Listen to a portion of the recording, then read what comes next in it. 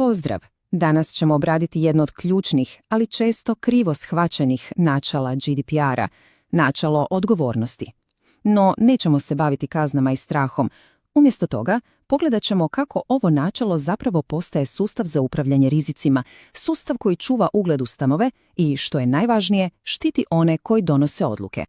Ova rečenica je zapravo srž svega, jer u svijetu GDPR-a zaista nije dovoljno samo raditi ispravno. Ključno je pitanje, možemo li to mirno, strukturirano i jasno dokazati kada je potrebno? Upravo ta dokazivost je temelj o kojem danas govorimo. Iako mnogi vide ovo načelo kao još jedan administrativni teret, cilj nam je danas pokazati ga u potpuno drugom svjetlu. Vidjet ćemo ga kao ono što uistinu jest, jedan pametno postavljen sustav koji štiti. Pa što je onda u suštini to načelo odgovornosti? Najjednostavnije rečeno, to je sustav upravljanja. Sustav koji dokazuje da su odluke o obradi podataka promišljene, da su strukturirane i da su donesene odgovorno. To znači da u svakom trenutku imamo jasan odgovor na pitanja zašto nešto radimo, kako to radimo i tko je donio tu odluku. Dakle, ponovimo, to je štit, a ne teret. Sad dolazimo do onog ključnog pitanja. Pitanja koje, moramo priznati, stvara najviše nejasnoća i zabluda. Tko je, na kraju dana, doista odgovoran za sve ovo? Uobičajena je zabluda da se odgovornost može nekako prebaciti. Često čujemo rečenice poput time se bavi naš DPO ili to je pitanje za IT odjel. No, zakonska je stvarnost kristalno jasna i tu nema mjesta za interpretaciju. Odgovornost je uvijek i isključivo na voditelju obrade, a to je uprava. Ona se ne može delegirati ni službeniku za zaštitu podataka, ni IT-u, ni vanjskim konzultantima. A zašto je to tako strogo definirano? Pa logika je zapravo vrlo jednostavna i poslovna. Uprava je ta koja donosi strateške odluke. Uprava odlučuje zašto se neki podaci uopće prikupljaju i obrađuju, koja je svrha toga. Uprava odlučuje i kako će se to raditi, odobrava procedure i potvrđuje cjelokupni smjer rada. Drugim riječima, kto donosi odluke, taj nosi i odgovornost. U redu, ako je uprava odgovorna, postavlja se logično pitanje kako tu odgovornost pretvoriti u dokaziv sustav, kako u praksi izgraditi taj štit o kojem pričamo. Ključ leži u nečemu što možemo nazvati tragovima odlučivanja. Znate, GDPR nije apstraktna teorija, to je vrlo konkretna praksa dokumentiranja odluka. Nadzorno tijelo ne zanima samo što se radi, već i tko je to odlučio, kada i na temelju čega. To je u biti upravljanje temeljeno na dokazima, a ti dokazi postaju najbolji saveznik uprave. Naravno, važno je razumjeti da ovo ne znači da sav teret pada na jednu osobu.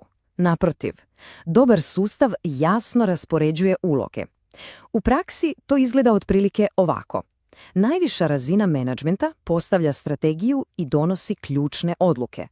Srednji menadžment te odluke provodi kroz svoje odjele. I na kraju, operativne razine primjenjuju te procedure u svakodnevnom poslu. Svatko ima svoju ulogu, ali trag svake odluke uvijek mora voditi do vrha. A sad zamislimo jedan vrlo realan scenarij. Trenutak koji najbolje pokazuje pravu vrijednost ovakvog sustava. To je trenutak nadzora. Što se događa kada regulator pokuca na vrata? Dakle, situacija je sljedeća. Agencija za zaštitu osobnih podataka je stigla u nadzor. Što se događa u tom trenutku? Atmosfera, vjerujte, može otići u dva potpuno različita smjera. Pogledajmo prvi scenarij, onaj bez dokaza. Tu vlada nelagoda. Odluke su se donosile usput, na hodnicima, bez zapisa. Počinje grozničavo pretraživanje mailova, nitko nije siguran tko je što točno i kada odobrio.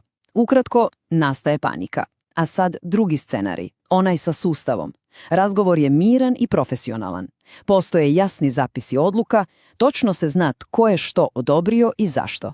Nema stresa, nema nervoze, jer sustav govori sam za sebe. I tu dolazimo do ključne poante. Razlika između ova dva scenarija najčešće nije u lošoj namjeri.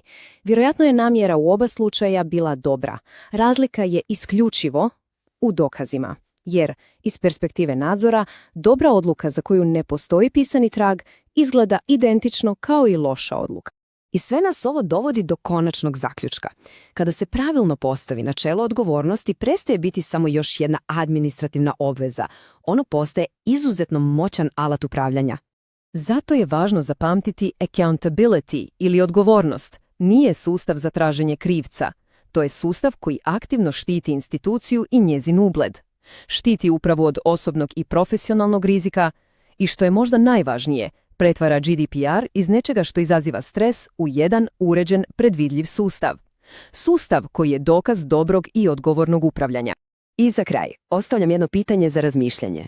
Kada pogledate GDPR sustav u nekoj organizaciji, je li on trenutno postavljen kao teret koji se mora odraditi ili kao štit koji aktivno štiti?